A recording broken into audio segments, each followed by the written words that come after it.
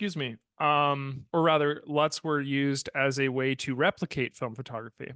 So, film photography for like movies and pictures and that sort of thing, is historically was analog, right? And so the product that was created, it was on an actual physical medium rather than just a digital file, that most of our uh, photography looks like today. That's not entirely true, but most photography is digital.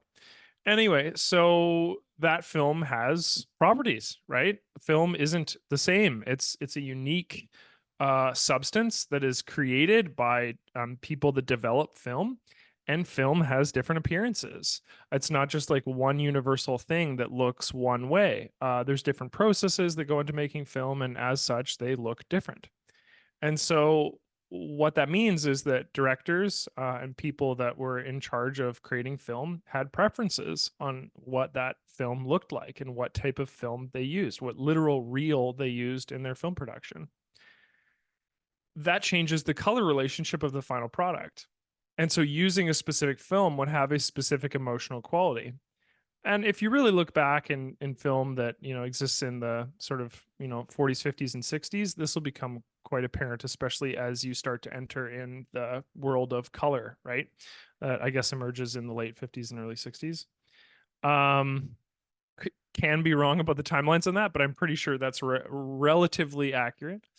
But anyway, so you have specific properties that appear on this film, and so directors were filming in a film that they liked based on what tone it sort of added to their image. And this can be very broadly, hey, this film is very cool, or hey, this film is very tonally, it has like a real warmth to it, or has a slight sepia-ness to it, or maybe it handles really, really dark colors in a gray in a more gray way, or sort of a more shadowy way than than another film. And so fast forward to digital photography. LUTs, or lookup tables, are a way to sort of represent the characteristics of these thematic tones that appear in historically analog photography. And nowadays, what LUTs look like, I mean, LUTs are something that you can go on, you can join a photography forum and people will create specific LUTs and save them in specific formats. So it's probably a good opportunity to talk about where they're located in the software. So let's do that. I'll just open up an image. We'll talk a little bit more about what we're going to do today. But in ACDSee, LUTs are sort of handled in this one section down in the bottom right-hand corner in the adjustments layer tab. I'll just open it up really quickly here. So you'll see that LUTs appears here. And so what this section allows us to do is basically select a LUT that we've either downloaded or use one of these sort of pre-established LUTs that come with ACDSee. And for the process of ACDSee's sort of default LUTs that we've added to the software, they're just functionally filters, right? You can just think of them as additional photo effects, right? But you can also, it gives you the ability to import LUTs based on what you've downloaded off the internet. And I think that 3DL and cube files are the two sort of LUTs that you can download using ACDSee. Now, don't ask me where to download these. I don't have a specific location in mind for these, but these are things that you can download off of the internet, on photography sites and things like that, that sort of people have gone through the process of creating them. The other thing, and I think the thing that's ultimately more important in ACDSee, is that you can create your own in ACDSee. You can create your own LUTs. And this gives you, I suppose, access to two things. Firstly, it gives you the ability to create a filter that's self-contained. For those of you that have used actions in ACDSee, you know that you can record your actions, right? And then you can go ahead and then play that action on an image or a series of image or an entire hard drive of images. LUTs work similarly, but they don't hold the steps. They don't hold all of these individual processes involved that you do with an action. Rather, there's just sort of like a flattened file that contains all of the adjustments that you make to an image in it. And so when we create LUTs, one of the strengths of them is that we can also apply these LUTs in obviously in edit mode, which we'll be creating them in today, but we can also apply them in develop mode. And one of the things that that allows us to do is to provide a singular filter that actually applies a ton of different effects simultaneously. So in develop mode, the develop mode kind of has a structure where it's parametric. And so what that means is you have all these different components that are operating on your image at the same time. Well, color LUTs rather give you an ability to sort of cheat and to sort of apply a series of adjustments in one adjustment. So there's some strengths to it and utilities to them. But the other thing that is that you can save them and share them, right? So you can share these with other users. Um, the community would be a great place to share LUTs, either in 3DL or cube formats, and then other people can apply them and use them. I'd actually really like to see that more in the community portal. But the other thing too is that you can also save these LUTs yourself for specific projects that you might have in mind. So to reiterate, color LUTs can be applied. In this case, this is just a pre sort of a default LUT. I'll just go through some different appearances. Keep in mind that this image has already been edited, but here's a bunch of different sort of applications of LUTs, and you can see that they changed the relationship of color on my image here. Yeah, so LUTs are extremely powerful. So you can add LUTs in the adjustments layer panel, right? In the sense that we can go and we can import them, or we can add a LUT to our image. I believe there's also a panel on the right here. Let's just scroll down. If I go to color LUTs here in the filter menu, that allow us to import LUTs in mass and then also remove LUTs and sort of refresh the list, provided that there are some LUTs that are no longer relevant, especially if we've gone in and we've added new ones and we've removed some. So there's ways to add LUTs and then using the advanced the adjustment layers tab here that appears on the right here. But there's also ways to go through the process of removing those, especially if you don't use them anymore. Case in point, you may not use any of these default LUTs that ACDSee creates for you. You might want to go through the process of deleting them. So that would be the way that you do that. So I'm going to talk today about food photography, and I think some trends that I'm seeing in food photography that are a really good example of when we would create a LUT or a filter that we would apply to images. So let's navigate back to our manage mode here, and I'll show you some photos. So I think these are some really good examples. Let me maybe just stop for a moment and provide a sort of a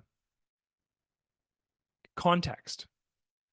I've said multiple times in these workshops that I'm a graphic designer. That's my background, is doing graphic design as a standpoint for sort of content, media content.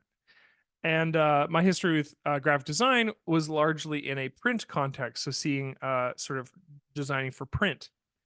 However, I also am somebody who keeps sort of tabs on what's going on in trends with graphic design and also with photography and with photographic art. And I really must say a broad trend. I'm just going to compare these 4 images here that are good examples of what I'm talking about that I'm noticing. Can everyone see that quad sort of I might actually show just 2 for now. Can everyone see that okay? A trend that I'm seeing visually is a real moving away from this sort of appearance that we see on the right here. Let me just hide this, which is this sort of high contrast, bright, almost minimal appearance to photography. This is something that was very much in vogue in the sort of 2010s, and I'm starting to see this drop off. This coincides with a real sort of attachment to minimalism in both photography and design. And this is something that, while attractive, is starting to have a real dated appearance to it. And I think this is also broadly due to this moving away from sort of minimalism more broadly in all sorts of different forms of art and fashion and et cetera, et cetera. And we're moving towards a more maximalist style of, photography and design. And that brings me to my point of my first image here. So this image is significantly different than the second image. And what this illustrates too is a real warmth that doesn't necessarily focus on these same degrees of high sort of contrast, but focuses on real warm, saturated tones with a slight context when it comes to yeah, I guess in this case, focusing on less like dark darks and bright brights, but more in those sort of mid-tone areas. The other thing that I'm noticing about this is like from a photographic perspective or from a design perspective, maximalist in terms of its composition. These are things that I'm noticing. I'm specifically noticing them in relation to food photography. I think you can also say that I've been seeing this sort of trend really broadly when it comes to graphic design, but that doesn't really matter for the point of this workshop. However, for food photography, this is a huge deal. Let's show the other two. Let's just drop them over here. This also illustrates exactly what I mean. Again, I'm moving away from this sort of minimal, sort of high contrast, brighter, crisper colors to something that is a bit more warm and aloof, and almost in a way like even focusing in on these darker colors here. Hopefully everybody can see what I mean. And again, obviously these are subjective opinions that I'm describing to you, but it is something that I'm noticing in my life, and it is something that I'm noticing in media broadly. So the takeaway here is there is a real application of color grading that goes into these images. Obviously, a lot of this can be handled and dealt with in terms of the actual photographic process, but a good portion of lighting adjustments can also be applied to an image to really get this feeling. And I guarantee you that filters, in this case, lookup tables or LUTs, can be a way that you're starting to see this. And it has historically been this way with film, which I've described previously. So let's talk about making one and why. Uh, but yeah, that's sort of my that's Adam's casual breakdown on sort of the removing of trends of this sort of minimalist approach of the 2010s and moving towards sort of like warm and a bit more a maximalist approach of the 2020s. Okay, so what I'm going to do is I'm going to show you a couple images here. And yeah, we'll show you these four. These four are good examples of images that I think are going to benefit from a sort of more aloof and cool and a lookup table that we're going to create for these images. And the reason why is because there's not a strong amount of white in these images, especially maybe the most in this fourth here. But I think that they can really benefit from a degree of almost what would be the word for it, dimension that this lookup table is going to provide to them. So let's go into our base image here. And what I'm going to do is I'm going to walk you through what this would look like for me. And again, highly subjective. And this is going to look very different when you go to make your own lookup table. When you make your own LUTs, you're going to choose different sort of methods and use different tools to get the appearance that you're looking for. So I really want to stress that this isn't the way to do a LUT. Rather, this is I'm just showing you what's involved with creating a LUT so you can make your own decisions. Everybody's with me so far? All right. Sweet. Thank you. Thanks, Joe. Thank you, Vaughn. So, and I get the other thing I want to state too now is that everybody has seen these sort of filter effects in photography. You've seen them before, and very, very importantly, you've seen them in film. You've seen them maybe without knowing you've seen them in film. Anyone who's watched any contemporary film knows that that this is going to be something that you're going to see, right? This is how you edit photography and film This is sort of the effect that you're going for, which is again to create this sort of emotional appearance. Okay, so what I'm going to do here is I'm just going to create a LUT by making adjustments to my image. So just to be clear, filters, right? There's multiple ways to apply filters in ACDSee. Functionally, everything we make when we adjust color and tone and that sort of thing is a filter. I'm sure some of you will be familiar with the concept of a photo effect. Here's a photo effect on my image. There's a series of photo effects that are in ACDSee that are by default. And photo effects are just those things, right? There's nothing more added to them. You can add them and control the opacity, but that's all that you get in regards to these photo effects. But actually making a LUT itself is taking sort of the idea of a photo effect and just creating it your own. So I'm going to start by just making a simple vibrance adjustment to my image here. What I'm going to do is I'm going to add the vibrance adjustment layer. And what I'm going to do is I'm going to slightly desaturate my image. Nice image, features a lot of beautiful sort of saturated colors, and that's beautiful in appearance, but it's also kind of not what we're going for in terms of applying this mood that I want to my image.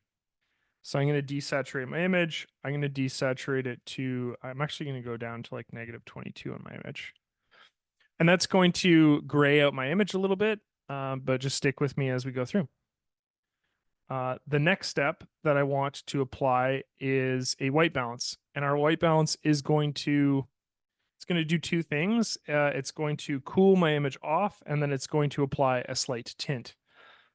So white balance is this guy right here. And so what we'll do is we'll just cool this image off slightly. And I will apply a tint. Philip asked, are they going to make it possible to see the photo effect by scrolling over each one rather than having to select and then pick another? That's a really strong idea. I don't know if that's something that they're aware of. Philip, have you like talked to developers or sent any this is a really good feedback, honestly. I think I'd like to see that in ACDSee, just having a rollover effect so you can sort of preview it rather than having to commit to clicking on it. Just adds a lot more steps. If you haven't mentioned that, I can. I just would ask you to send me a little email so I can forward that off to the developers themselves, which is also probably a good time to mention that.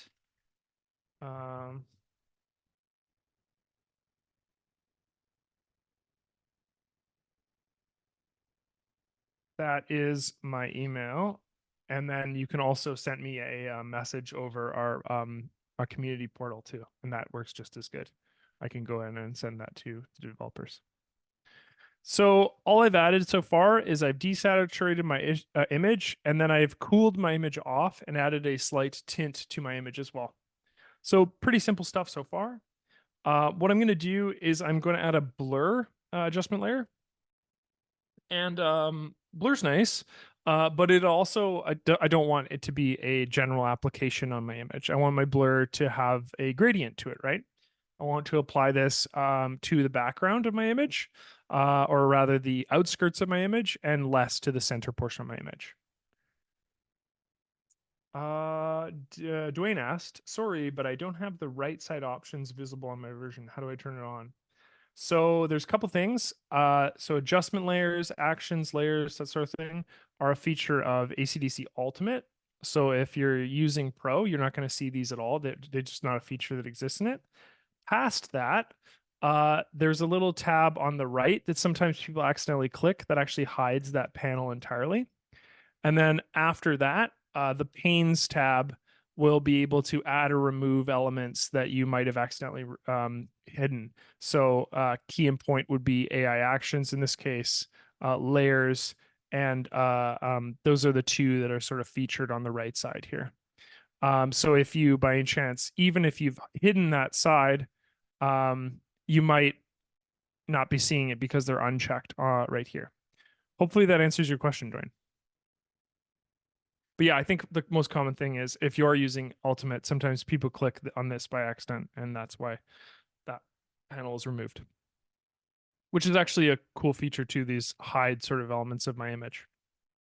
For example, I don't use the film strip very often, so I can just click on that and it's temporarily hidden. So I'm going to take my blur layer here, and what I'm going to do is I'm going to apply a radial gradient. So I'm going to go to the gradient tool. I'm going to click on the radial gradient right here. And what I'm going to do is I'm simply going to take the center of my image here and I'm going to draw it outwards. And once I've drawn an appropriate circle, I'll have the feathering somewhere in the middle, and I'm going to commit this layer. And so what you can see here is that that is then applied to the image. I can see that the center portion of my image is in focus and the outskirts of my image are now blurred. This corresponds to what I see with the mask. Note that the mask features a blur in the center and a sort of the center is in focus. For some reason though, it has having a bit of an issue with the blur tool right now. Let's see. That might be a bug.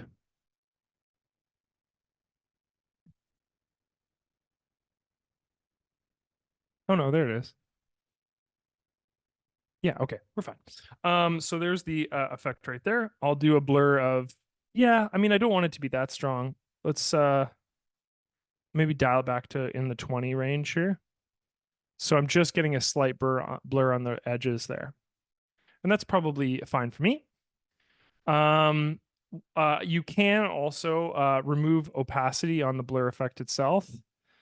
So if I wanted to even further reduce that effect, I could use the opacity bar to do that. I don't want this. This seems to be having a slight issue, so I'm going to reduce this just so I don't get at the. I think that's probably best. We'll play around with this in a moment. So I have a vibrance adjustment on my image that's slightly desaturated. I have a white balance adjustment that has cooled my image and tinted my image. And then I have a slight blur that applies to the edges. After that, I think what I'll do is I'll add a vignette. So I'll click on the vignette tool. And for my vignette, we'll go, I'm going to lower the strength. I'm going to maybe slightly increase the distance. And I will adjust the shape. And a tip in regards to this too. Oops, I'll go down to 40 here. Tip in regards to vignette is if you ever want to see the actual shape of your vignette, because in this case, my image has a lot of content, you can always just add a quick blank layer beneath it. And I could just fill that layer with any color and it'll better display my vignette to me temporarily. So what I can do here is create a blank layer by navigating to the add a blank layer. And then what I'm going to do, oh, there's that blur and way stronger. I wonder what's going on there. Definitely a bug. Okay, that's better. I'll take this blank layer, fill it, and then you can see the vignette quite strongly here. You can see that that appears there. So that's what's going to be affecting your final image. I find sometimes when moving a vignette around by using the distance and shape tool, it's easier to see it if I just operate off of a blank layer than operate off of the base layer there. So that helps me in that that situation. So I have a vibrance adjustment, I have a white balance adjustment, I have a slight blur, I have a vignette, and then now I think the most important thing and the one that I am going to stress here is to add a curve adjustment. And I think what I'm seeing in terms of photography is less whites. So I'm going to pull my whites down entirely on the curves. So now that there are no true whites in my image, and the same goes for black, I'm going to pull this slider up so that I'm not seeing any true blacks. I'm just seeing some really dark shadows. And then I'm going to pull, or I'm going to add a pretty general curve structure to this, which is just a slight increase in the highlights and a slight decrease in the midtones and shadows here. Let me just try that out. Yeah, I think that's what I'm looking for. So I have a curves adjustment. That curves adjustment looks like this. Again, really pulling those pulling the blacks into the shadows and pulling the whites into the highlights. Big deal there. And then what I'm going to do is I'm going to probably add a slight split tone. And so a split tone is going to look like, where is the split tone tool? Here it is. Split tone, what it does is it supplants a color within your highlights and your saturation. So in the curves, we're handling the, I guess the tone or sort of the brightness of those areas. And now what we're going to do is we're going to add a hue to those corresponding highlights and saturations, or sorry, highlight and shadows. And that's going to look like a split tone. I'm going to add like a slight orange split tone. Let's say 21. Or so actually, let's say in the 30s. Let's say 30. And then I'm going to add a slight effect to the highlights. So we have a highlight of orangey yellow. And then the shadows we're going to put into the blue. So I'm going to move this into the shadows. Let's say, well, let's actually add a slight shadow. So it'll only be 21. Oops. And then I will move the shadows into the about 209. 209. And I'll just have another look at this blur. I might lower the blur and have a little before and after in regards to my image. That's sort of the effect that I'm going for. So now that I have my base image, this image is, so again, it has a lot going on in regards to it. So there's lots of visual priority.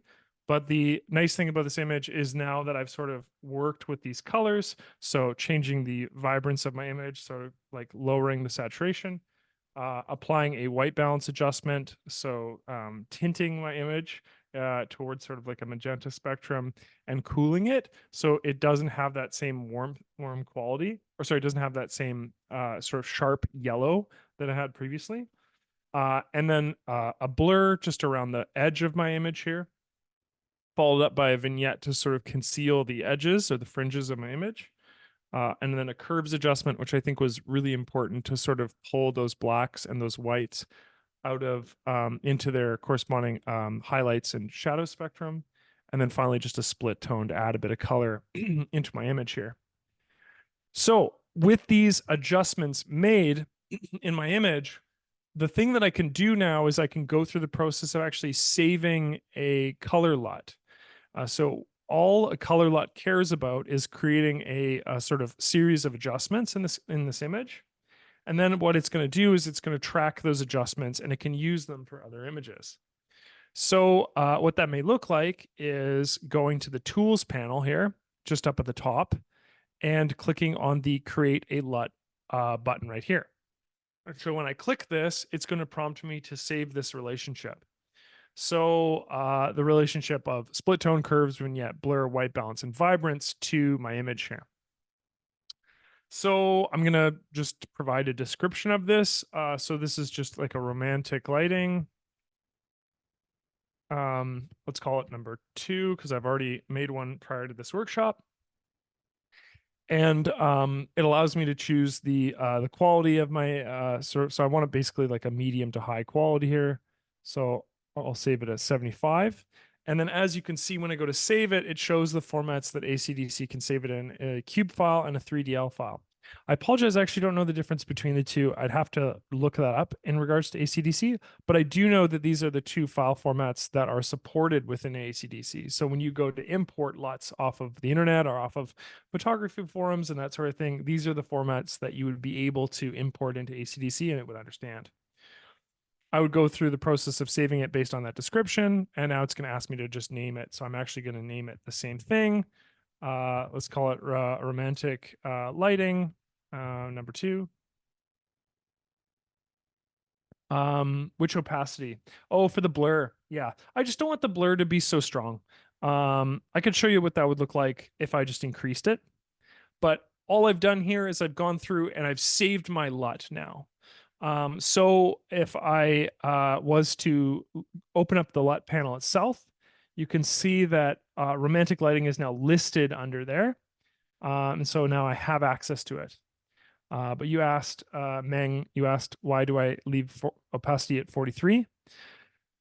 I just want a slight blur around the edge of my image here to sort of draw attention to what I'm seeing in the center. A blur of like 100% would create something that, doesn't visually look very good. And it sort of, conceals, in this case, the entirety of what's going on here. So a really low opacity is just going to allow for a little bit more of a gradual effect there. Now, note that I think it's only the blur layer itself that I've applied any opacity to. All the other layers are at full 100% opacity in regards to it. So I think that was that's what you were, that was what your question was, yes? Now, that being said, what we can do is once we've saved our LUT, we can actually navigate away from our image here. So I can navigate away and I have a series of images. So here's the sort of before and after of the LUT we've created. So LUT on the left, original image on the right. And this I think should pretty clearly showcase the sort of tone, the mood that I'm trying to set with my image here. And I think also what it illustrates is, again, what I'm trying to point out with sort of changes in color as trends, more broadly. So when I was showing you those images and the trends of those images, there's a certain sort of warm, aloof kind of feel to our image that we have here on the left that the sort of high contrast image on the right doesn't illustrate. And sort of that's something that we're starting to see change. So so now what we can do is we can take our other images and our folder here. So I'll take these 3 images and we'll actually go through the process of sort of showing how this LUT looks like or how it can be applied to these images. Let's just go into this one for starters. So what I'm going to do is I'll go in to my image here. You can see it right here. And then this would work the same as any other filter. I could apply it like this. So I'll go to my color LUT section here. It brings it open. And then I simply just go to the LUT that I've created. I'll just go with the original one that I created here. And that applies that effect to my image. And now what we can do is we can save this to sort of compare the two, the original and the sort of the one after that I've made this LUT. So I'll save this. I'm just going to save it as, let's just save it as a JPEG for now. Let's call it version 2. That's fine. Let's navigate to our next image here and and apply the same LUT. There it is. Tonally very different. Save it again. Version 2. And I'll go into my third image here. And this is the one I think that might need some degree of editing because of the sort of beauty of the orange here.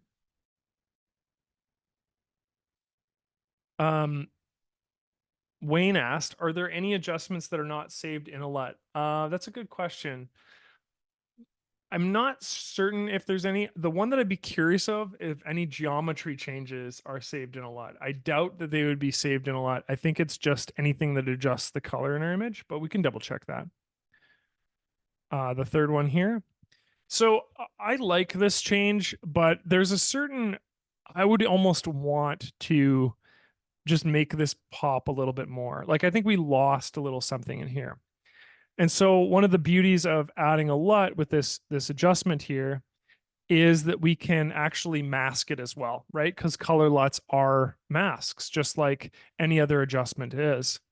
So if I wanted to go through the process of keeping this sort of beautiful effect on everything but the soup itself, what I would do that then here is select my color LUT, select the mask for the color LUT, and then all I'm going to do is I'm going to turn that color LUT off by brushing on white in this case.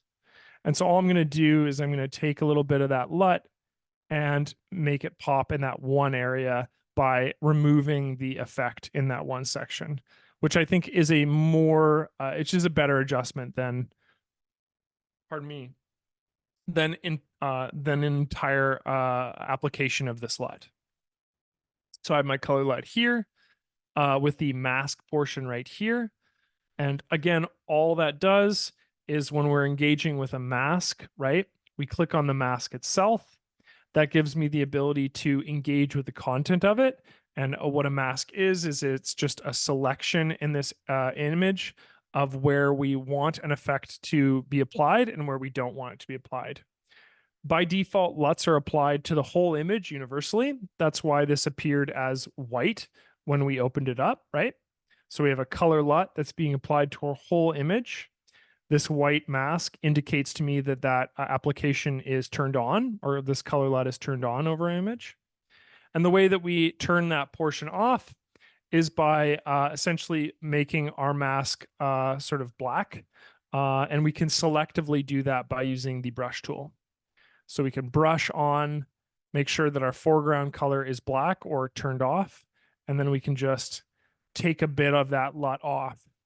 And this would be the same for any other photo effect or any other adjustment layer. Same as that. It's just a functional masking tool. But here we can just make sure that that pops in one spot while maintaining our LUT elsewhere. So I would go in and I would save this again. I'll just save this as a JPEG, and let's see the before and after of all of these effects together. So let's look at the first here. So this one. So on our left, the sort of original image, oops, is that correct? Yeah. And then on the right, the adjustment of the LUT that sort of, again, gives this a bit more of a, I don't know, just a mystique to it, you know, adds a little bit of, cools the image down and sort of definitely changes the relationship of the color. It's not as high contrasted as it is in this first image, and those bright colors are sort of muted slightly with the vibrance adjustment. Have a look at our second image here. Certainly, again, cooling the image off. There's something about this one in particular that I don't know how to describe it, but this color LUT really appeals to me. There's something that almost feels like I mean, again, this is very subjective, but it almost feels a bit cheap to me now in comparison to the after the LUT. The LUT just like, yeah, it really creates a romantic tone to it. Yeah, that this first image doesn't have with the way that the colors are presented. It almost has a childlike quality to it that this one doesn't. And then finally, our last image here, and this is the one that we made a slight edit to preserve some of that high contrast yellows here. And I think this is a really good example of maybe like the best one here is selectively choosing elements that are going to be really strong versus, versus areas of my image that, you know, have a, in this case, the colors here, I think are definitely much stronger in the right version here. And again, like I said to begin with, all of this corresponds with sort of subjective things that I'm seeing in art and photography. However, with that being said, now at least you have the tools to go through and create your own color lookup tables that you can apply to your images. The one thing I will point out too, we just take one of our images from earlier. Let's navigate to just a random image here. I'll bring it into develop mode. One of the things I mentioned is that LUTs can be applied in develop mode. So if I go to my color LUT tab on develop mode here and just select my romantic food adjustment, this is being applied, but keep in mind that this adjustment itself is a series of adjustments. It's more than just it is more than just the color adjustments that I created. Going in and I can further adjust this now with all these other sort of editing functions, these filter functions. But the color LUT contains a series of adjustments, which normally we wouldn't have access to in develop mode. I think the other thing too is Wayne asked earlier, are there any adjustments that are not saved in a LUT?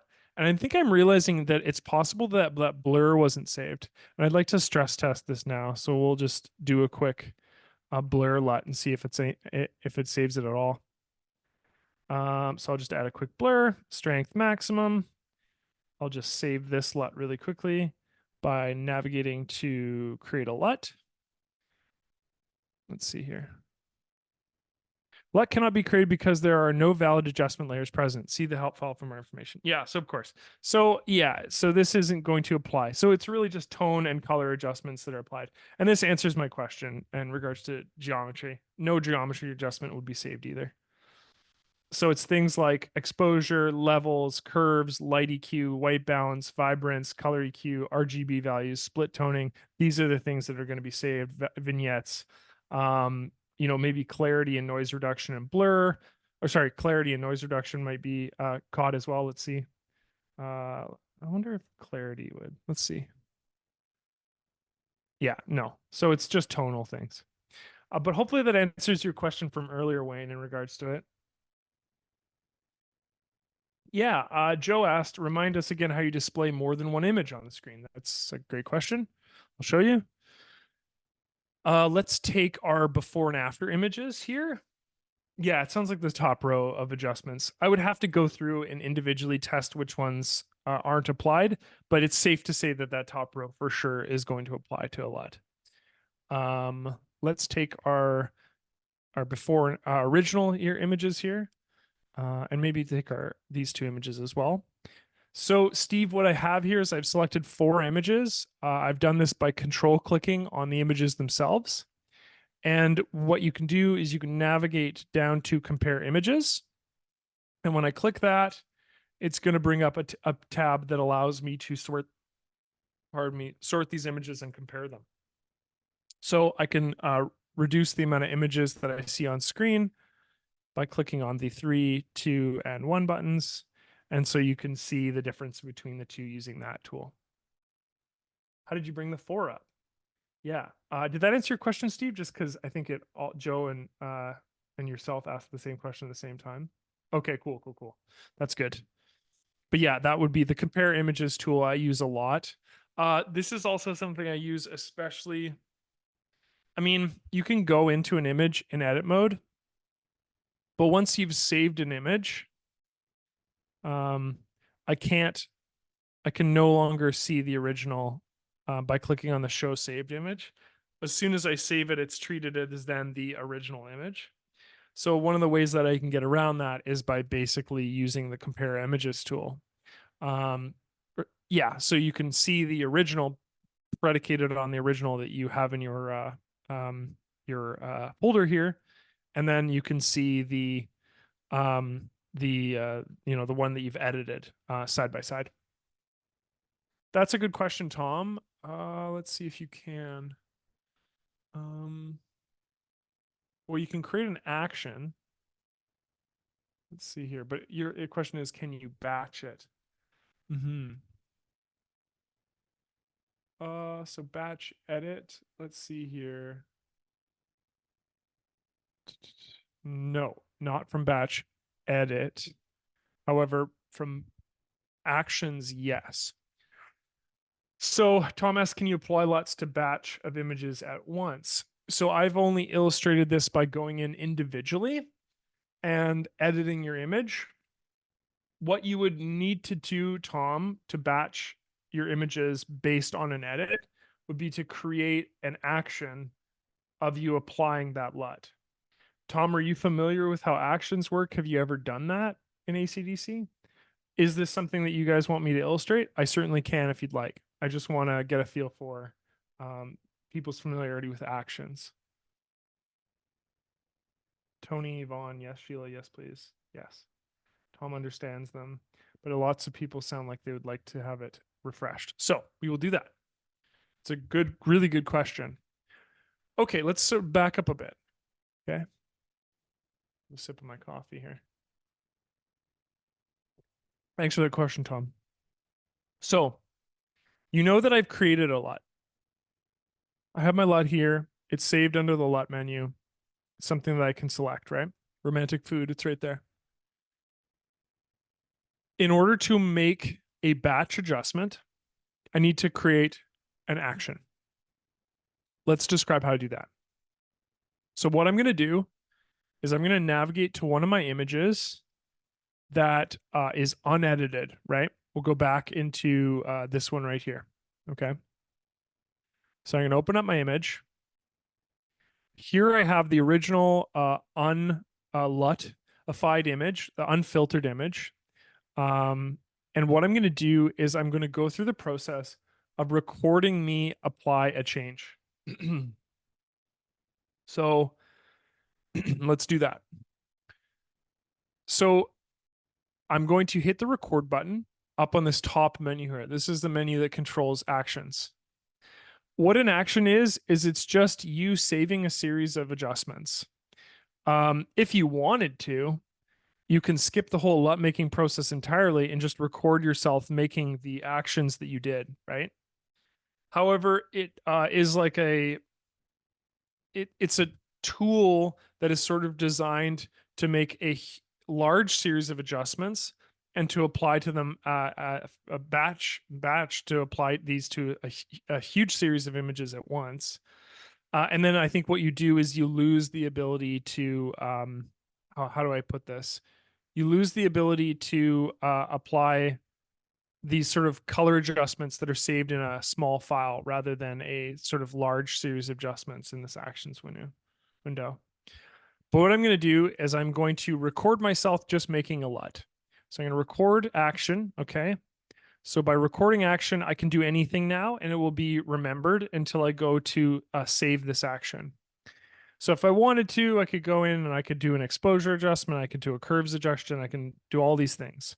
But the only thing I'm going to do is I'm going to click on the color LUTs tab and I'm simply just going to apply that one LUT that I have, romantic food. Okay.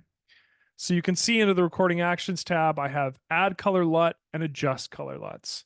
So it's simply added to this menu and it's now recorded here. So what I would do is I would then stop the recording and I would name this action. And what I'll do is I'll name it an action predicated on the LUT that I have. So I'm going to call it romantic food LUT. And then what I'm going to do is I'm going to, I'll save it under an entirely new category name, just called LUT. So if I wanted to do this with future LUTs, I could just save them in this category. I'll click on save. And then it's going to finalize saving this action. Now let's find this action. So I have that action saved. Let's navigate to the actions browser. When I open up the actions browser, it's going to open up to my most recently saved LUT. So if I go down and I look in this actions browser here, if I look at this menu, it brings up all these different categories that contain actions. But the one that I care about is the LUTs action, right? Interestingly, I can actually play this again on my image. So it's going to add a second version of that LUT, which sort of further creates a further intensity in what I've already created here. But all that I need to showcase here is that this LUT is now saved, right? I've saved this LUT. Sorry, I've saved this action. There's a lot of saving going on here. So if I navigate away from this image, it doesn't matter that I haven't saved that image because I've saved the action of me applying that LUT. So now if I wanted to take this, let's say this whole new folder, these three sort of hotel images that I've saved here, I could hover over them and I could go to the actions window in manage mode. And this is what controls the application, the batch application. I'm going to continue going and then I'll answer your question, Philip. I'll click on this and it brings up that category picker again. So I can open up a category and apply a LUT to my image. So I can find LUTs here, romantic food, and let's play it. And when I play that LUT, you can see that I have now 3 new images in my folder here that have that LUT applied to them. So I can compare the unfiltered image to the filtered image, the unfiltered on top to the filtered on the bottom. Can everybody see that?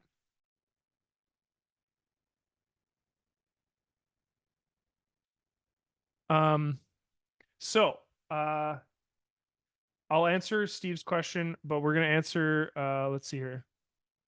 So Tom, that hopefully answers your question in regards to batching. And it's, this is how you'd go through the process of creating an action that contains that LUT.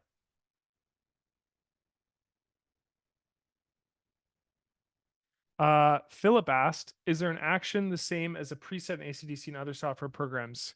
It's very similar. Yeah. Presets still exist, but presets are more something that you create in develop mode in ACDSee. Actions are what you save when you create adjustments in edit mode. Does that distinction make sense, Philip? Let me know if it does. Presets are a way to save a series of filter adjustments in develop mode. It saves them sort of all simultaneously. Uh, Edit mode is more destructive than develop mode is, but it also has a lot of tools that develop mode doesn't have. And so what we've done is we've created a tool that sort of saves those things linearly, rather than a tool that can sort of apply a series of parametric adjustments all at once. So actions is what you use when you're making a batch in edit mode. Layers will not be reflected in a preset. Layers are not reflected in a preset. In actions, layers aren't necessarily reflected as well, but masks can be. So when you mask an adjustment layer, that is recorded. The layer that you've added to your file isn't recorded. So if you go in and add another layer to your file, that's not something that the action is going to remember, but the sort of masking that is applied to your images will be recorded. Yeah. Is an action the same? Okay, so we've already covered that.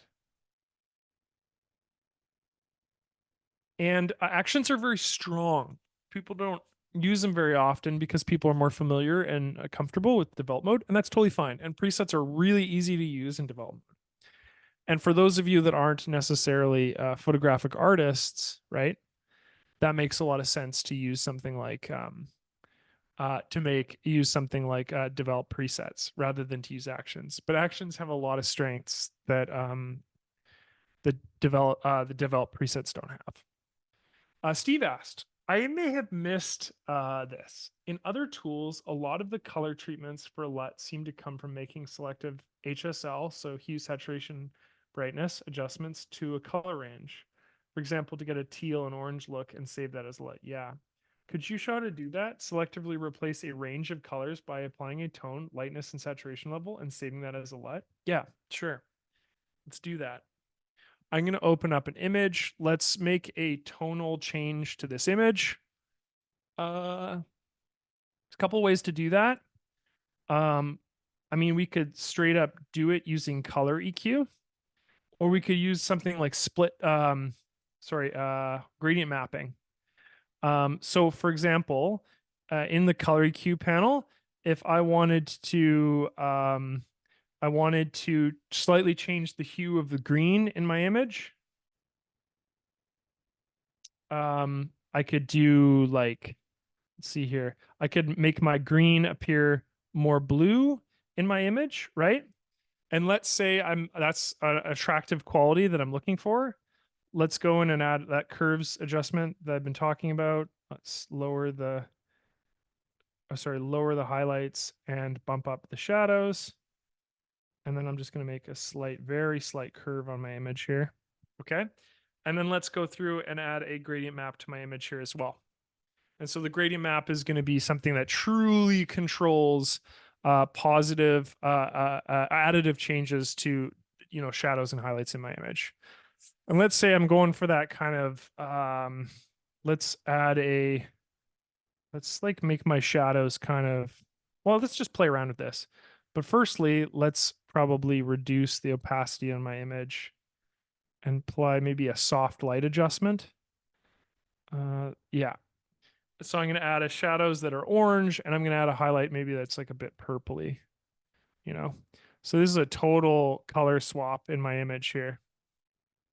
Maybe I want to inverse those. Let's just think about this.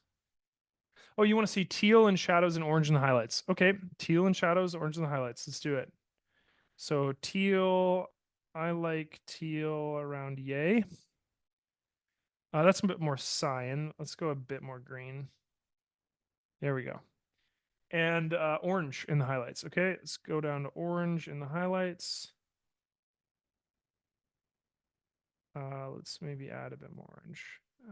Let's go even orangier. There we go.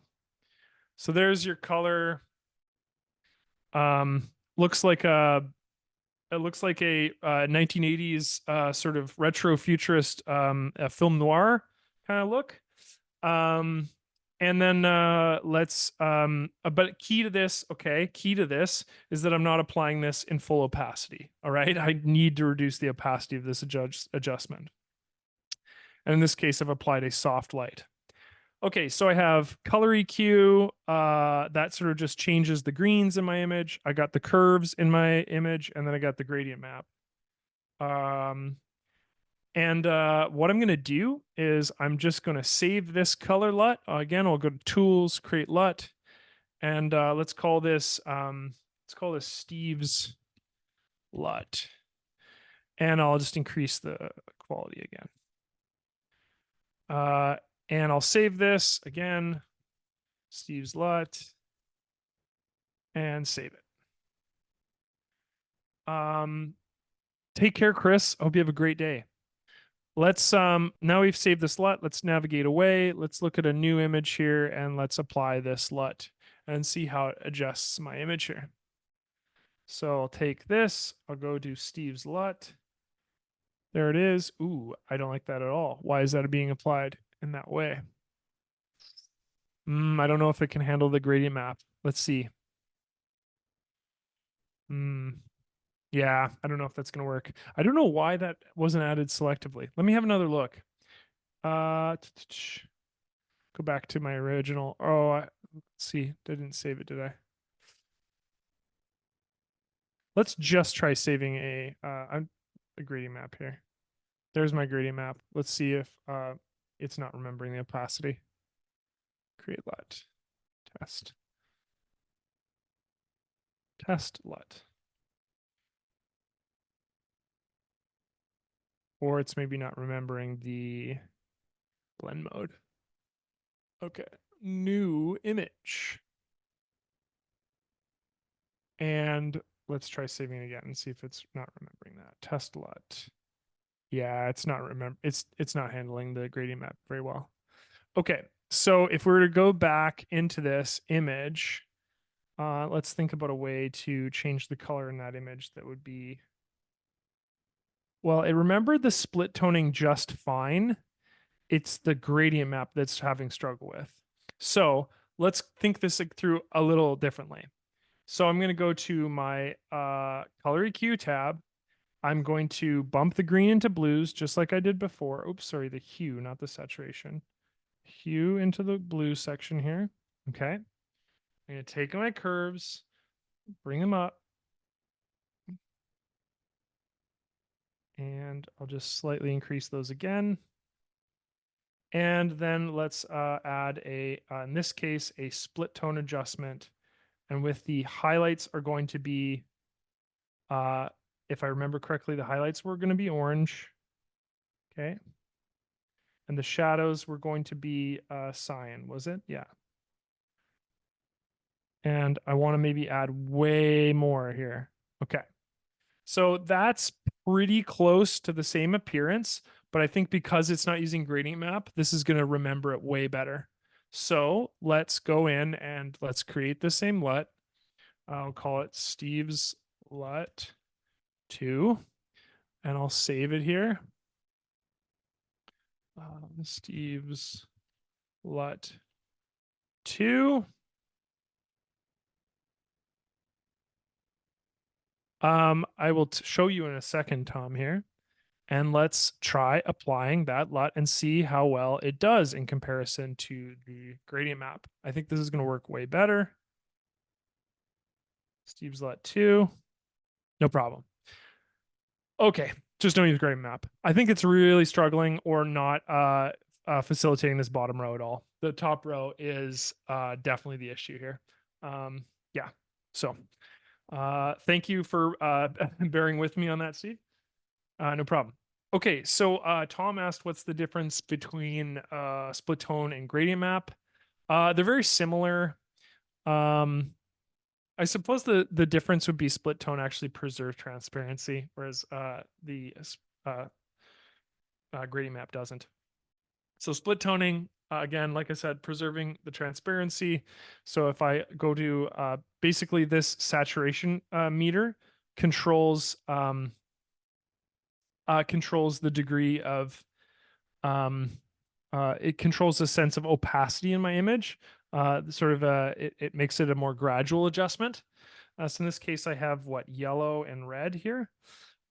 Whereas, and the most important thing is it maintains this sort of the differences in sort of saturation in my image. Okay. So it preserves desaturated parts of my image. Whereas this gradient map, if I go to apply, say, red, what was it, red and orange? Yeah, it's basically posterizing my image. It's not remembering that saturation as well. And so it's positing basically a color and sort of almost turning my image into a black and white image where there's a value that's being preserved for the highlights and a value that's being preserved for the shadows. I mean, we can adjust that, in the same way that split tone is. We can reduce the opacity of my image, right? Or we can apply a blend mode. But that sort of adds one more step. If you're looking for the effect that split tone applies, it sort of does so with a degree of already embedded blend mode, right? It's already has a blend that's being associated with it. I like both. Split tone seems like it's a bit of a softer application than gradient mapping. Gradient mapping might be more useful when you apply it with some form of blend mode that you wouldn't use very often. Let's see here. Like, I don't know, you could apply you could also subtract it to get really interesting adjustments. There's lots of things you can do with blend modes and gradient mapping that would have more of an extreme effect than with split tone. Okay, Wayne asked,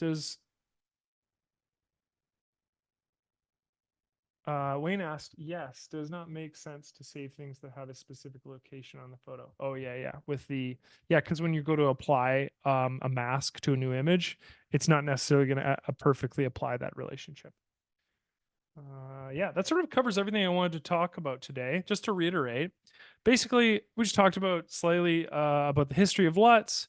I talked about a trend that I'm noticing in images, and I'm sort of predicating this whole discussion on LUTs and filters in general on that trend that I'm seeing. So that's that trend being a certain degree of warmth and aloofness in images and moving away from that sort of minimalism of the 2010 in images that focus on these like crisp contrasts. We're truly moving into an era of more maximalist photography. Other than that, we basically showed how to make a filter, right? In LUT using LUTs. We just created a series of adjustments that curve adjustments and vibrancy adjustments and sort of split toning adjustments and saved those into the LUT themselves. And then we can use that process of application on new images. The other thing that we did is based on, I believe it was Tom's question. We took that and we saved it as an action, so we could apply that that sort of LUT to future images in batch, rather than having to go into every image one by one and making that adjustment. That sort of covers everything I wanted to talk about today. Hopefully this was helpful. I think LUTs are a very powerful tool in ACDSee. And they're actually pretty fun. You can do some really cool things. And really, really cool is you can go in and you can save these and you can basically share these LUTs with others. And so they can apply them, That's pretty cool. That's pretty powerful. So sharing of filter effects, right, that are just a single pass filter effect rather than saving an action that contains a whole series of adjustments. So go ahead and share your LUTs with others if you're proud of them. Yeah, Dean, I actually don't know. I'd have to look into that. In regards to, I really don't know. I'd have to look into that and find out. Yeah, I wonder if, yeah, it doesn't have anything to do with opacity and like the severity of the effect. It might have something to do with the bit depth of the image you're working on so that like it can apply to higher bit depth images, but I'd have to look into it.